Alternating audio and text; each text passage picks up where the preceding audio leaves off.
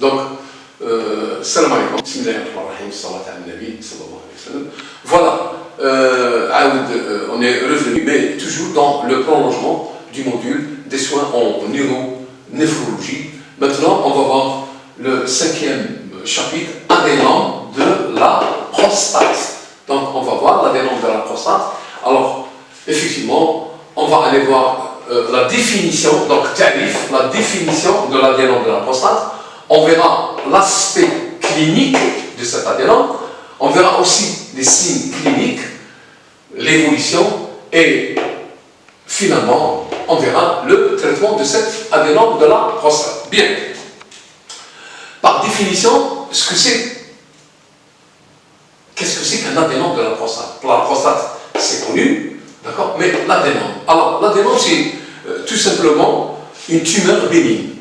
Donc, quand on parle d'adénome, on parle de tumeur bénigne qui se développe au dépens des glandes, je dirais, périurétrales voisines de la prostate. Donc, nous avons la prostate. Il y a des glandes, je dirais, périurétrales, d'accord? Et c'est là où cet adénome, cette tumeur, va se développer. L'adénome prostatique est appelé aussi hypertrophie prostatique. Donc voilà, en dénomination, on peut l'appeler hypertrophie prostatique. Normalement, il est fréquent chez l'homme, le sexe masculin, donc aux alentours de la soixantaine. Donc là, cet adénome commence à se développer, surtout chez les hommes. Bien, l'aspect clinique, donc dans l'aspect clinique, qu'est-ce qu'on verra? On dirait tout simplement qu'il varie beaucoup. L'aspect clinique varie beaucoup. Alors, certains adénomes sont tolérés. Donc, ils sont tolérés jusqu'au jour où survient une complication aiguë. Il est là. Il a cette pathologie, cet adénome. Donc, l'organisme le tolère.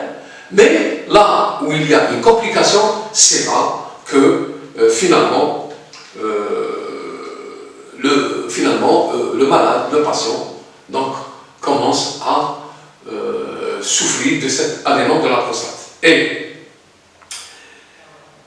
d'autres, au contraire, d'autres adénomes prostatiques, au contraire, ils sont mal, je dirais, supportés.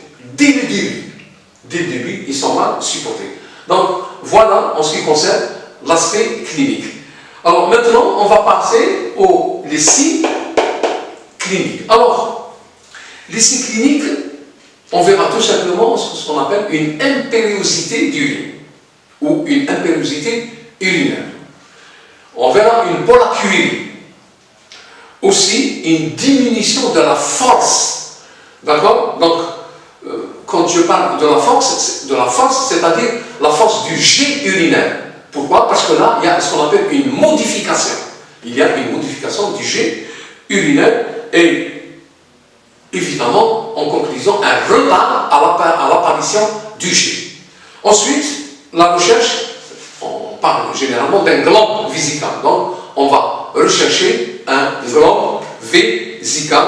Ensuite, le TR, le toucher rectal, va nous permettre, bien évidemment, d'apprécier le volume de l'adénome. Encore, des examens spéciaux sont nécessaires à cette clinique. L'évolution.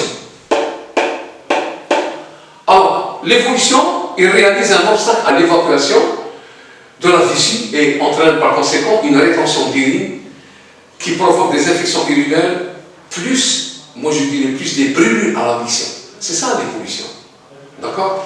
Ensuite, il y a le traitement. Alors, le traitement, il est exclusivement, sinon essentiellement chirurgical. Voilà, en ce qui concerne l'adénome de la prostate. Et à la prochaine.